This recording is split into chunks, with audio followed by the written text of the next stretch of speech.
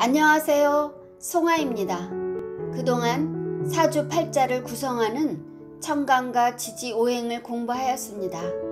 이번 시간에는 다시 한번 강의에서 놓쳤던 부분을 정리합니다. 명리학의 변천사를 보면 다음과 같습니다. 선진 시대에 등장한 나붕 오행은 여러가지 소리에서 비롯되는 음을 수로서 계산하여 오행으로 취해서 운명을 판단하는 것입니다. 이 기법은 많이 사라졌으나 아주 미미하게 신살에 적용되기도 합니다. 이후 당 왕조 시기에 이르러 이 허중은 영과 월과 일을 오행의 천간 지지에 근거해서 고법의 사주 이론을 획기적인 체계로 구축하게 됩니다. 하지만 운명을 추정하는데 연주 중심의 간명법은 숲을 보듯 세밀하지 못합니다. 5대 송초의 서자평의 등장으로 연, 월, 일의 시진을 보태어 자평학의 근간을 세웁니다. 이것은 지금의 사주 팔자의 체계를 완비하는 계기가 됩니다. 이로부터 사주라는 단어도 사용되고 일주 중심의 간명이 시작됩니다. 간명이 비로소 숲을 보는 미흡한 관점에서 나무를 들여다보듯 정밀함을 갖추게 됩니다.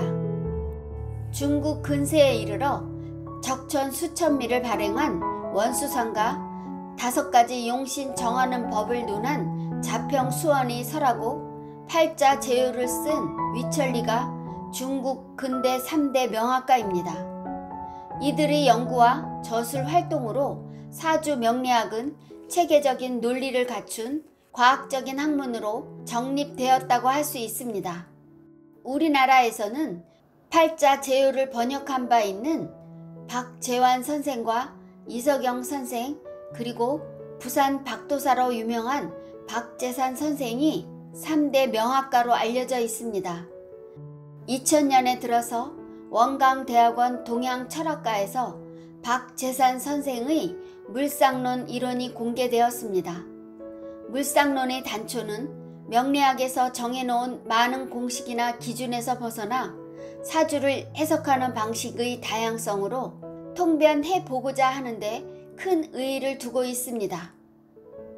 지금 공부하는 적천수 책은 명리학의 최고의 교과서로 뽑히고 있습니다.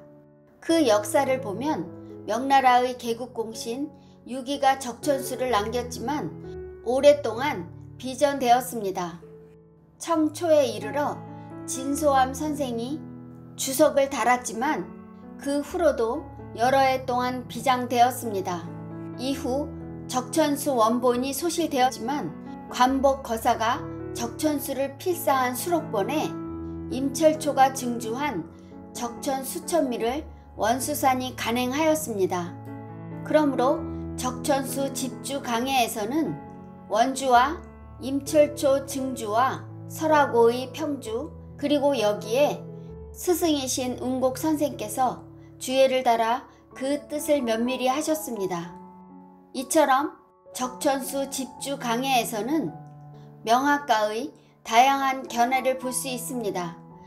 은주 시대에 발견된 각골에 새겨진 글귀 중에는 하늘로부터 명을 받았다라는 글귀가 발견된 바 있습니다.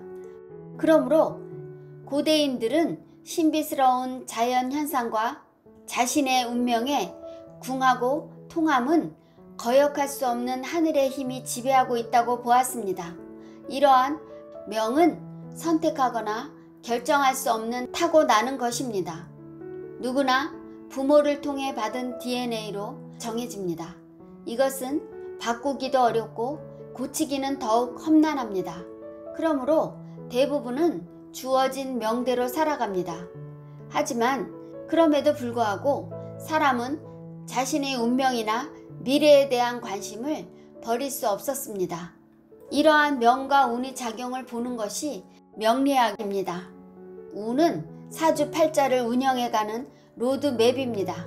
사주팔자가 시간에 실려서 일어나는 변화는 운에 따라 발현되는 것입니다.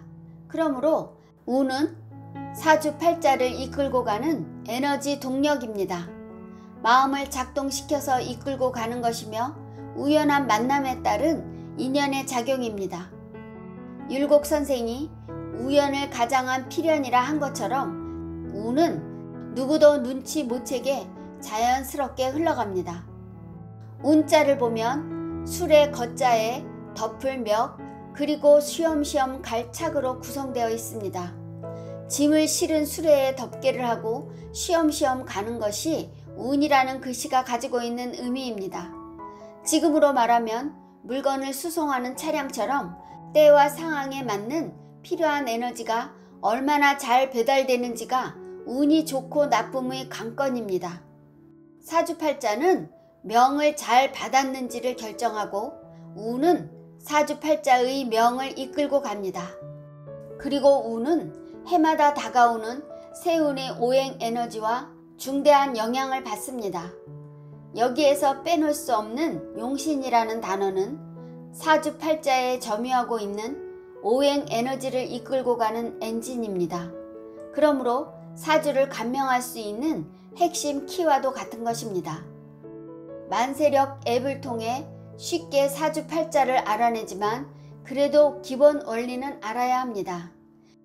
사주는 태어난 연, 월, 일, 시를 연주, 월주, 일주, 시주로 네 기둥을 세우면 사주팔자입니다. 연주는 봄을 여는 입춘이 지나야 그 해의 새 운이 듭니다. 예를 들어 연주가 2022년 이민생이 되려면 2월 4일 새벽 5시 51분이 지나서 태어나야 합니다. 월주는 매 달마다 첫 번째 절기가 기준입니다.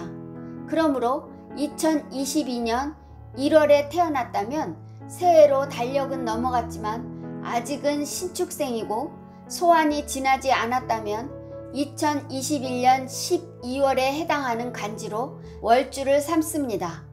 월주에서 대운이 비롯됩니다. 계절은 인생의 항로와 같기 때문입니다. 이것을 10년씩 말하고 있습니다.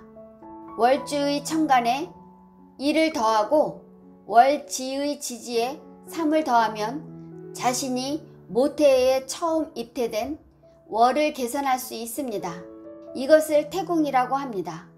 그러므로 월주를 월령이라 하여 사주를 판단하는 데 중요한 기준으로 삼습니다. 사주팔자 안에서 오행과 대운, 세운이 유기적인 관계를 이룹니다. 연주는 국가, 조상, 유년기로 볼 수 있습니다. 월주는 부모, 형제, 자신이 담고 있는 사회입니다. 일주는 MBTI보다 더 개인의 성향이나 특징을 들여다볼 수 있습니다. 시주는 자식과 자신의 말년을 말해줍니다. 사람이 자신을 알고 싶어하는 것은 기본적인 욕구입니다. 그러므로 제작된 심리검사가 MBTI입니다. MBTI는 개인이 쉽게 응할 수 있는 문항을 통해서 간단하지만 구체적으로 자신의 특징이나 성향을 인식하고 판단할 수 있습니다. 이 검사로서 자신이 선호하는 경향을 찾아서 자신의 행동이 어떠한 영향을 미치는가를 파악하여 실생활에 응용할 수 있습니다. MBTI는 앞으로 일어날 일에 대한 예측은 어려워도 행동은 예측할 수 있으니 사람들의 신뢰가 높은 편입니다. 명리학도 모두 자신의 정체감을 표현합니다. 도대체 알 수 없는 인생의 문제를 해석해주고 더 나아가 미래의 방향까지도 제시합니다. 그럼에도 적절하게 활용되지 못합니다. 안타까울 따름입니다. 현재에 이르러 여러 가지 이유로 점점 세상이 가까워집니다. 몇 시간만 날아가면 낮을 밤으로 살 수 있고 겨울을 여름으로 살 수도 있습니다. 이처럼 계절과 시차의 극복이 수월해졌습니다. 추위와 더위를 면하는 냉난방이 언제든 가능해졌으며 낮과 밤의 구분도 없이 생활할 수 있습니다. 수만 가지의 직업의 분화로 다양한 삶의 형태를 가질 수도 있게 되었습니다. 의료의 발달로 어지간한 병은 치료할 수 있으니 길어진 수명을 말할 수 있습니다. 미루어 보건대 이러한 세상살이의 변천에서도 옛날 방식대로 사주를 분석하는 것이 과연 맞는 것인가 하는 의문을 갖습니다.